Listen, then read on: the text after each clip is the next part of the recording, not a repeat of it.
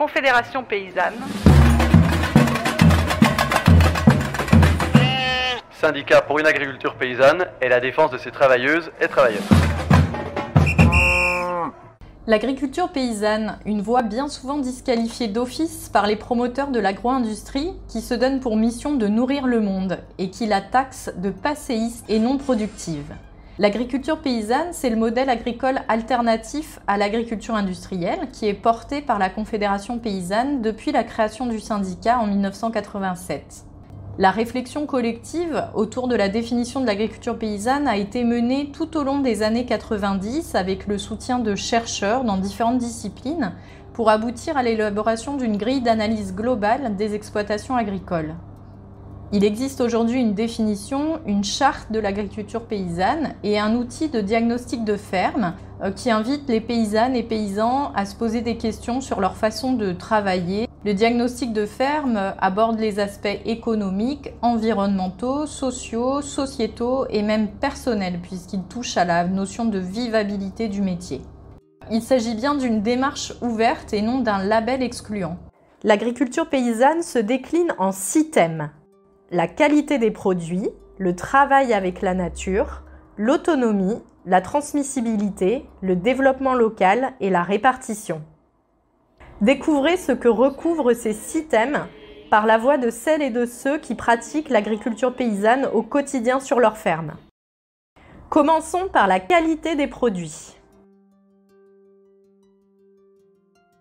Ici, on a eu à cœur d'essayer d'élever le plus naturellement possible les animaux.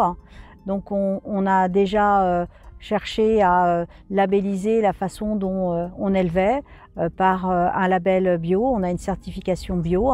Ensuite, on a une certification Parc du Gâtinais.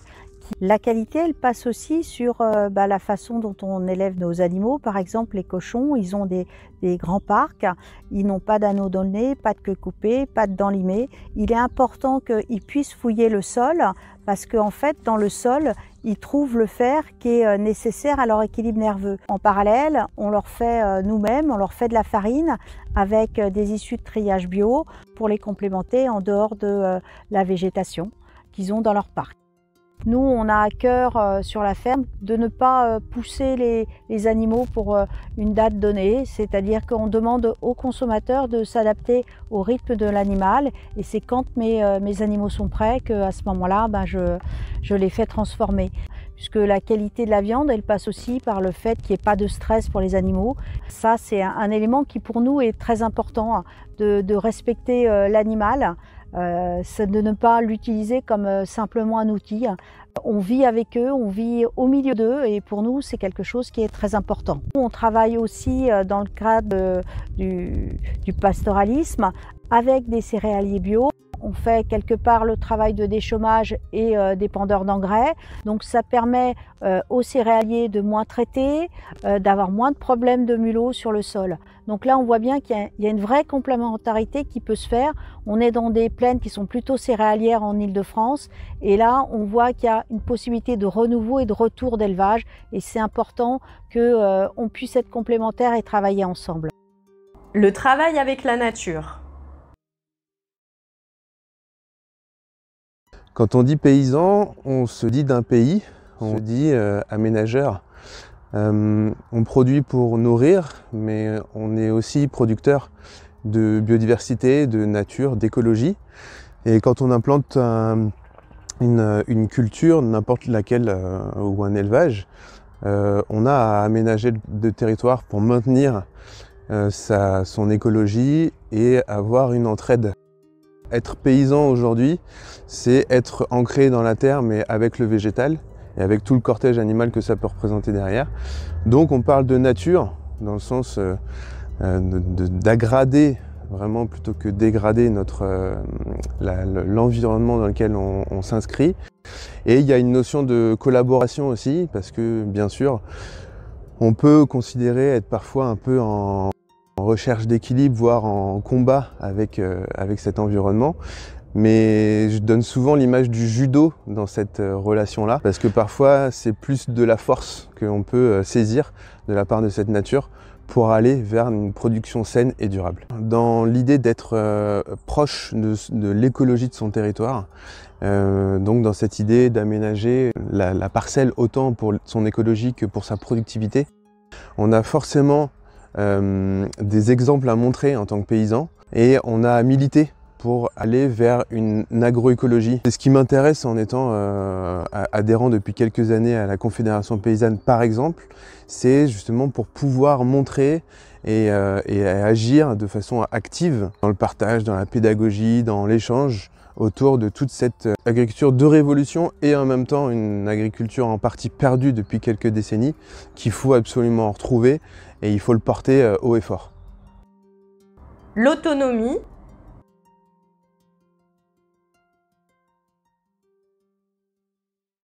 L'autonomie sur ma ferme, c'est d'abord tout une autonomie semencière. Moi, je n'ai pas d'animaux, donc c'est ce qui me manque un petit peu sur ma ferme. Mais je travaille en collaboration avec mes voisins qui me donnent du fumier de cheval et ils ont leurs chevaux sur mes prés en échange. Moi, l'autonomie, c'est vraiment l'autonomie semencière. Là, je suis en train de créer une population de tournesols.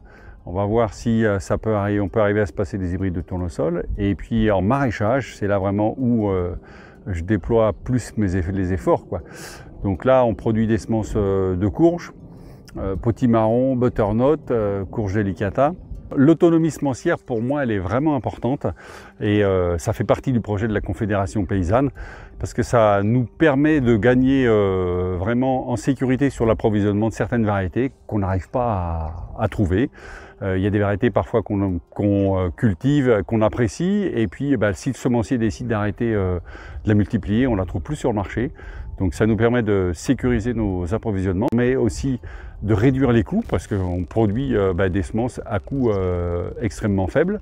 Donc, puisque ce sont des variétés reproductibles, donc on ne produit pas d'hybrides forcément. Pour l'avenir, c'est se préserver de l'arrivée notamment des nouveaux OGM, qui sont une vraie menace pour nous, et augmenter notre volume de production en semences paysannes, c'est nous assurer de permettre à tous nos paysans de poursuivre ce projet d'agriculture paysanne. Donc c'est extrêmement important pour la Confédération paysanne. Au sein de l'Île-de-France, on est en train de monter une maison des semences paysannes. On a construit une colonne de tri pour pouvoir trier toutes nos semences. On a fait de l'acquisition également d'une série de tamis qui permet, une fois qu'on a réalisé le battage dans nos fermes, d'organiser des sessions communes entre paysans pour nettoyer nos semences et les partager. La transmissibilité. Nous sommes installés ici en agriculture grâce à la commune des Loges en Josas qui disposait du foncier et avait le souhait de faire une agriculture de proximité au service de ses habitants. Elle a voulu donc créer cette ferme maraîchère qui alimente une centaine de familles du village en produits et légumes bio. Et on peut dire que sans leur concours et sans leur volonté politique, le projet n'aurait pas pu avoir lieu. L'installation de nouveaux agriculteurs est l'enjeu numéro 1 auquel doivent s'atteler les politiques publiques agricoles dans les années à venir. Si nous voulons continuer à consommer des fruits, des légumes, de la viande française, il nous faut être au rendez-vous de l'histoire avec le départ à la retraite d'une grande partie des agriculteurs franciliens au cours des 10 années qui viennent. De nombreuses opportunités d'installation existent, on le sait. Et la Chambre d'agriculture a un rôle essentiel dans l'accompagnement de ces porteurs de projets pour les aider dans ce qui ressemble souvent à un parcours du combattant. Des projets tels que celui-ci peuvent être réalisés partout en Île-de-France. L'agrandissement des fermes, pour autant, qui est encouragé par la politique actuelle, rend les fermes intransmissibles. C'est une agriculture de firme qui est en train de se mettre en place, qui favorise la monoculture, dégrade les sols et éradique la biodiversité. À la Confédération paysanne, nous pensons qu'au contraire, il faut encourager des petits projets comme le nôtre, des projets à taille humaine. Et on sait que des idées et des envies émergent du territoire, partout. Du petit élevage, boulanger céréalier, petit maraîchage, apiculture. Mais bien souvent, on le voit, les candidats, ils se découragent face aux difficultés. La difficulté d'accès au foncier, les méandres administratifs.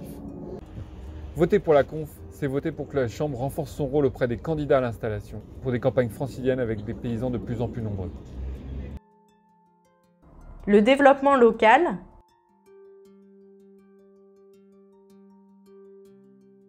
En agriculture paysanne, sur nos fermes, on joue des rôles précis sur nos territoires. On va être vraiment ancré avec les populations qui vont par exemple boire une eau de meilleure qualité parce que sur nos fermes, on va produire différemment, on va préserver la ressource en eau. On va aussi contribuer à changer le paysage. Donc on va apporter des paysages beaucoup plus diversifiés aux gens en plantant des haies, en ayant des associations de culture, en ayant beaucoup plus de fleurs sur nos fermes. En agriculture paysanne, on va aussi contribuer à faire que les gens mangent mieux, différemment, des produits beaucoup plus sains avec moins de produits chimiques et de pesticides de synthèse. Chez nous, sur ces fermes qui sont vraiment ancrées dans le territoire, on va aussi aller bien au-delà de l'agriculture. Il faut que ces territoires ils soient vibrants, il faut que ces territoires ils bougent. En fait, ces fermes-là, elles jouent de vrais rôles territoriaux. Nous, on va par exemple inviter quasiment tous les mois les gens à participer à différentes activités sur nos fermes. Il y a de tout, il y a du spectacle vivant, il y a de la musique, il y a des escape games, il y a des projections. Et à chaque fois, on a plus de 100 personnes qui viennent visiter des fermes, mais qui viennent se cultiver, qui viennent aussi rompre l'isolement qu'on peut parfois observer en milieu rural. Nos fermes, elles rassemblent, elles unissent, elles préservent la ressource en eau, elles préservent l'air, elles changent l'alimentation. Et donc nous, c'est vraiment ça qu'on veut communiquer. On va être en partenariat et pas contre les citoyens. Avec le système des AMAP par exemple, on va avoir notre revenu qui est sécurisé tout au long de l'année par des gens qui décident de s'engager en finançant l'intégralité de notre production. C'est un merveilleux exemple de progrès social pour nous, paysannes, paysans. L'agriculture paysanne, c'est bien entendu d'aller vers des cultures qui sont pas hors sol, c'est d'aller vers des cultures qui s'ancrent, qui s'enracinent dans nos beaux territoires. On travaille avec tout le monde autour de nous et on construit des communautés qui soutiennent nos fermes et qui participent et qui bénéficient de tout le travail de nos fermes. Et enfin, la répartition.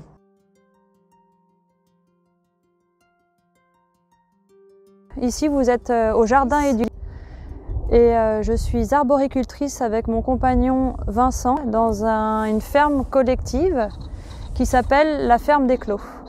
L'intérêt en fait d'être dans un lieu comme ça, qui est une ferme quand même importante puisqu'il y a 90 hectares de terre, c'est que on va chercher nos systèmes de distribution de nos produits ou le mutualiser quand c'est possible. On va pouvoir acheter du matériel ensemble, avoir de l'entraide sur des travaux aussi spécifiques, des travaux au niveau du travail du sol. On est passé d'une ferme de 90 hectares à une ferme qui est parcellée et du coup, en fait, les aides que nous, on a droit en tant que petite ferme, elles sont toutes petites puisque maintenant que tout est haché, nous en tant que producteurs, on a droit à des aides PAC qui sont vraiment dérisoires, quoi. Alors que si moi, agricultrice, j'avais les 90 hectares ici, j'aurais droit à des aides PAC qui sont beaucoup plus importantes.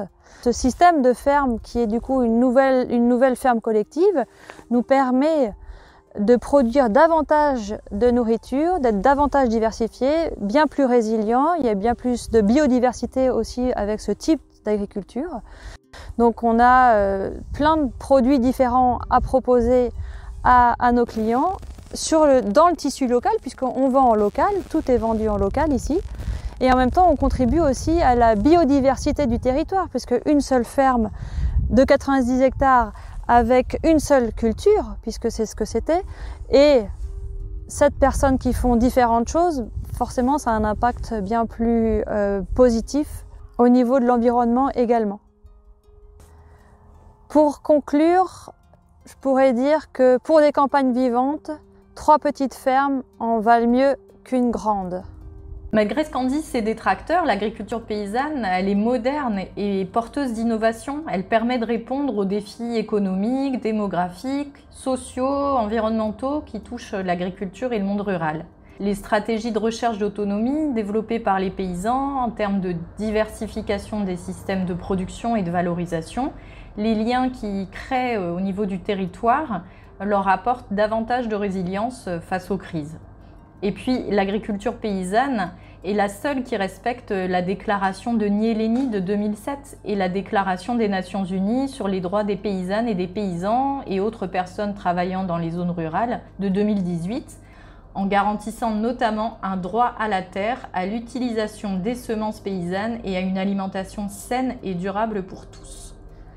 Pour des paysannes et des paysans nombreux dans des campagnes vivantes, soyons fermes.